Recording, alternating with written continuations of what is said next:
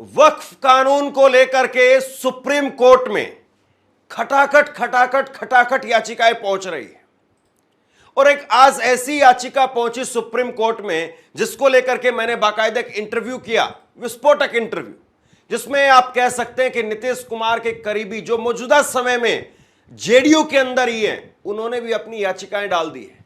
कुल मिलाकर के अब 15 याचिकाएं सुप्रीम कोर्ट के अंदर हो चुकी हैं और सुप्रीम कोर्ट बताया जा रहा है, सुप्रीम कोर्ट के अंदर वक्फ बिल पूरी तरह से पास होने के बाद राष्ट्रपति ने साइन कर दिए। उसके बाद से सुप्रीम कोर्ट के अंदर दोस्तों खटाखट याचिकाएं आने लगी है। यानी कि सुप्रीम कोर्ट के अंदर वक्फ बिल को सीधे तौर पर चुनौती दी जा रही है और जिसके बाद से दावा किया जा रहा है कि सुप्रीम कोर्ट की तरफ से जो फैसला सामने निकल कर आया है वो अपने आप में वाकई में बहुत ज्यादा ऐतिहासिक फैसला है। और आखिर ऐसा वो कौन सा हथियार है जो सबसे ज्यादा ताकतवर हथियार था मोदी जी का, गृह मंत्री अमित शाह जी का, उसको पूरी तरह से ध्वस्त कर दिया गया। दोस्तों इस तरह से मान लीजिए कि पूरा छीन लिया गया है। तो क्या कुछ खबर सामने निकल के आ रही है, वो तस्वीरें मैं आप लोगों के सामने रखने जा रहा हूं।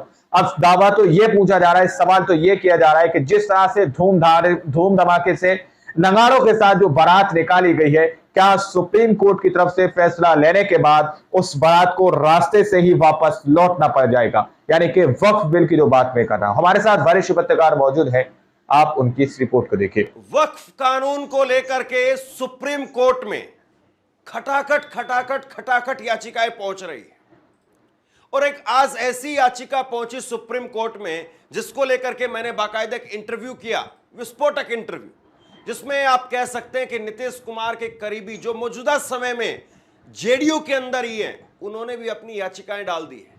कुल मिलाकर के अब 15 याचिकाएं सुप्रीम कोर्ट के अंदर हो चुकी हैं और सुप्रीम कोर्ट बताया जा रहा है कि संभवतः 16 अप्रैल को यानी एक हफ्ते के बाद में सुप्रीम कोर्ट इसकी सुनवाई करने वाला है और सुप्रीम कोर्ट फिर इसमें तय करेगा कि आखिरकार नरेंद्र मोदी का एक कानून, उनकी सरकार के द्वारा बनाया गया लाया गया कानून, वो ठीक है या नहीं है, या वाकई फ्रीडम ऑफ रिलीजन का उल्लंघन करता है, इसलिए इस कानून को रद्द कर दिया जाए या इसमें फेरबदल कर दिया जाए। और इस बीच में सुप्रीम कोर्ट से एक और बड़ा फैसला, ऐतिहासिक फैसला निकल करके सामने आया। ऐसा फैसला जिसको आप कह सकते हैं कि नरेंद्र मोदी सरकार की नींव हिला करके रख, एक ऐसा जोरदार फैसला जिसने नरेंद्र मोदी के सबसे बड़े हथियार को निस्ते नाबूद कर दिया। सबसे बड़े हथियार, जोरदार फैसला जिसके जरिए नरेंद्र मोदी के जो दांव पैतरे होते थे उनकी हवा निकाल दी। उस फैसले पर भी बात करेंगे, थोड़ा सा इंतजार कीजिए। सबसे पहले मैं आपको वक्फ कानून को लेकर के जो याचिकाएं पहुंच रही हैं उसमें 15 नाम जुड़ चुके हैं, ये अपडेट पहले मैं आपको दे देता हूं और उसके बाद में सुप्रीम कोर्ट के उस ऐतिहासिक फैसले पर बात करेंगे। ये आप देखिए, सीजीआई संजीव खन्ना संभवतः वो इसकी सुनवाई करेंगे और 15 याचिकाएं, जिसमें कांग्रेस के सांसद मोहम्मद जावेद ने सबसे पहले याचिका दी, फिर असदुद्दीन ओवैसी ने याचिका दी, आम आदमी पार्टी के विधायक अमानतुल्लाह खान उन्होंने याचिका दी, association for protection of civil rights एक संस्था की तरफ से याचिका दाखिल की गई, फिर उसके बाद में एक और केरल से जमीयत उलेमा की तरफ से याचिका आती है, मौलाना अरशद मदनी वो भी याचिका लेकर के पहुंच गए हैं, all India Muslim personal law board उनकी तरफ से भी एक याचिका गई है, इंडियन यूनियन मुस्लिम लीग उनकी तरफ से याचिका गई है, social democratic party of India इनकी तरफ से भी याचिका दाखिल की गई है, अंजुम कादरी, तैयब खान, द्रविड़ मुन्नेत्र कड़गम यानी डीएमके इनकी तरफ से भी याचिका गई है, कांग्रेस सांसद इमरान प्रताप गढ़ी ने भी याचिका दाखिल की है, राष्ट्रीय जनता दल राजद के सांसद मनोज झा उन्होंने अपनी याचिका दाखिल की है और सबसे आखिरी अभी का ताजा नाम जनता दल यूनाइटेड यानी जेडीयू के नेता परवेज सिद्दीकी, उनका आज मैंने इंटरव्यू किया, वो भी अपनी याचिका लेकर के पहुंच गए। सुप्रीम कोर्ट के अंदर खटाखट इस तरह से याचिकाएं दाखिल हो रही हैं। सवाल ये है कि जिस तरीके से नरेंद्र मोदी सरकार इस कानून को लेकर के आई थी, जो ढोल नगाड़े बजा करके इस कानून को लाया गया था, कहीं ऐसा ना हो कि बीच रास्ते से बारात को वापस लेकर के जाना पड़े।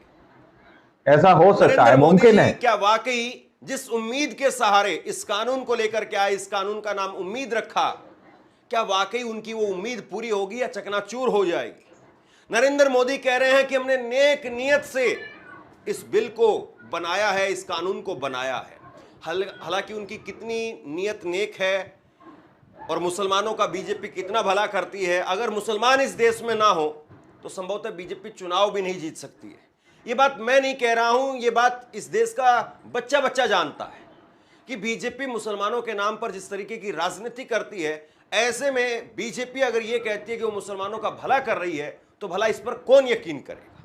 यह अपने आप में सबसे बड़ा सवाल बनकर बहुत बड़ा सवाल है ये भी। जेडीयू के नेता जो मुसलमानों का कैसा भला, मैंने उनका इंटरव्यू किया है, कुछ देर बाद में उसकी झलक मैं आपको दिखाऊंगा।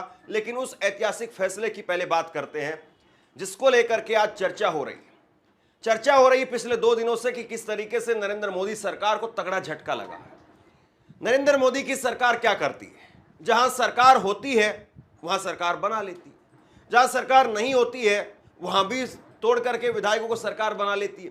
लेकिन जहां पर उम्मीद ही ना हो सरकार बनाने की, जहां दूर दूर तक कोई चांस नहीं हो सरकार बनाने के, तो वहां राज्यपाल के जरिए खेल किया जाता है। राज्यपाल के जरिए हमारे सामने कई उदाहरण हैं। हमारे सामने तमिलनाडु का उदाहरण है, हमारे सामने पश्चिम बंगाल का उदाहरण है, हमारे सामने दिल्ली का उदाहरण है, जहां पर सरकार बनाने की भाजपा की कोई उम्मीद नहीं थी और भाजपा ने वहां पर राज्यपाल उपराज्यपाल के जरिए खेल किया। तमिलनाडु में भाजपा सरकार नहीं बना सकती है, मौजूदा तारीख में तो बिल्कुल नहीं बना सकती है, असंभव है।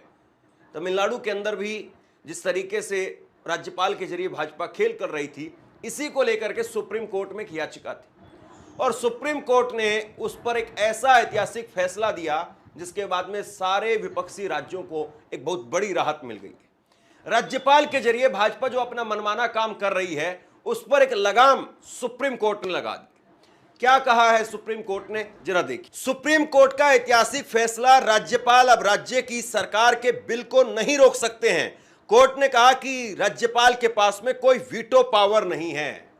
तो यह सबसे बड़ा काम है, क्योंकि राज्यपाल फाइलों पर कुंडली मार करके बैठ जाते थे, बिलों पर कुंडली मार करके बैठ जाते थे और जिसकी वजह से राज्य सरकार के बिल लटके रहते थे। लेकिन अब सुप्रीम कोर्ट ने कहा दिया है कि भाई राज्यपाल वो अवरोधक नहीं बनेंगे, उत्प्रेरक बनेंगे। मतलब कि आप काम रोकने वाले नहीं, काम को आगे बढ़ाने वाले बनिए, यह कहा गया है।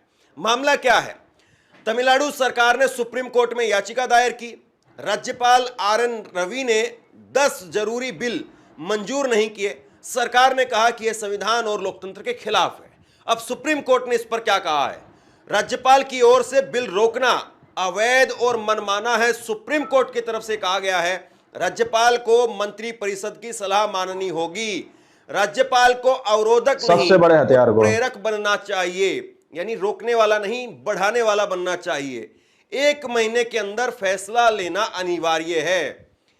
अब 4 बड़े विकल्प हैं राज्यपाल के पास में, जो राज्यपाल अगर चाहे तो उनका इस्तेमाल कर सकता है। 4 बड़े विकल्प सुप्रीम कोर्ट की तरफ से दिए गए हैं। पहला, बिल को मंजूरी देना होगा। दूसरा, बिल को मंजूरी देने से रोकना। तीसरा, राष्ट्रपति के पास में भेजना। विधानसभा को पुनर्विचार के लिए भेजना। यदि विधानसभा बिल को पास कर दे तो राज्यपाल उसे नहीं रोक सकते हैं। अब इस बात को जरा आसान भाषा में समझिए। या तो राज्यपाल बिल को रोक ले या बिल को पास कर दे, 2 काम ये कर सकते हैं। तीसरा काम ये कर सकते हैं कि आप राष्ट्रपति के पास में भेज दीजिए। चौथा काम यह है कि आप उस बिल को वापसी उस विधानसभा के पास में भेज दीजिए। लेकिन अगर विधानसभा दोबारा से उस बिल को पास करके भेज दे तो आपको साइन करने पड़ेंगे। हो क्या रहा था? हो ये रहा था कि ये 10-10 महीने से कानूनों के ऊपर अड़ंगा डाल रहे थे, कानूनों के ऊपर कुंडली मार करके बैठ गए थे और इसीलिए सुप्रीम कोर्ट तक DMK की, MK स्टालिन की सरकार को जाना पड़ा। और उसके बाद में सुप्रीम कोर्ट ने इस बात को कहा है। जाहिर सी बात है, इससे तमाम विपक्षी राज्यों को एक राहत मिलेगी। आपको याद होगा दिल्ली में किस तरीके से अरविंद केजरीवाल और उनकी सरकार और उपराज्यपाल के साथ में 36 का आंकड़ा रहता था। ऐसे ही जगदीप धनखड़ जब पश्चिम बंगाल के राज्यपाल थे, उस वक्त में ममता बनर्जी के साथ में जिस कदर उनकी नोकझोंक होती थी वो सब जानते। सुप्रीम कोर्ट के सुप्रीम कोर्ट के अंदर खटाखट इस तरह की याचिकाएं दाखिल हो रही हैं। देरी या मनमानी पर उनके फैसले की कानूनी समीक्षा हो सकती है। मुख्यमंत्री MK स्टालिन का बयान निकल करके सामने आया। उन्होंने कहा कि यह फैसला सिर्फ तमिलनाडु नहीं, पूरे देश की राज्य सरकारों ऐसा की हो जीत सकता है, मुमकिन है। राज्यपाल ने जानबूझकर के बिल रोके, अब यह नहीं चलेगा। इसका असर क्या होगा? राज्यपाल अब महीनों तक बिल को अटका नहीं सकते हैं। राज्य सरकार तेजी से फैसले ले सकेंगी। केंद्र और राज्यों के बीच में संतुलन की दिशा में कदम आगे बढ़ेंगे। तो यानी एक तरीके से आप कह सकते हैं कि जबरदस्त चोट यहां पर सुप्रीम कोर्ट ने लगाई है, और सुप्रीम कोर्ट के इस कदम से बीजेपी का एक हथियार नरेंद्र मोदी, जिस तरीके से जहां सरकार बनने की बिल्कुल चांस नहीं थे, जहां पर राज्यपाल के जरिए खेल करते थे, वहां पर अब राज्यपाल के जरिए खेल नहीं हो सकेगा। तो अपने आप में एक बहुत बड़ा ऐतिहासिक फैसला है। और सुप्रीम बहुत कोर्ट, बड़ा सवाल है, बहुत बार ये लगता है कि हाँ, कि मुसलमानों का कैसा भला। सुप्रीम कोर्ट में उस तरीके से निर्णय नहीं आ रहे हैं जो जनता की अपेक्षा है, लेकिन कई बार ऐसे निर्णय भी निकल करके सामने आते हैं जिस पर वाकई सुप्रीम कोर्ट ने ऐतिहासिक काम किया है।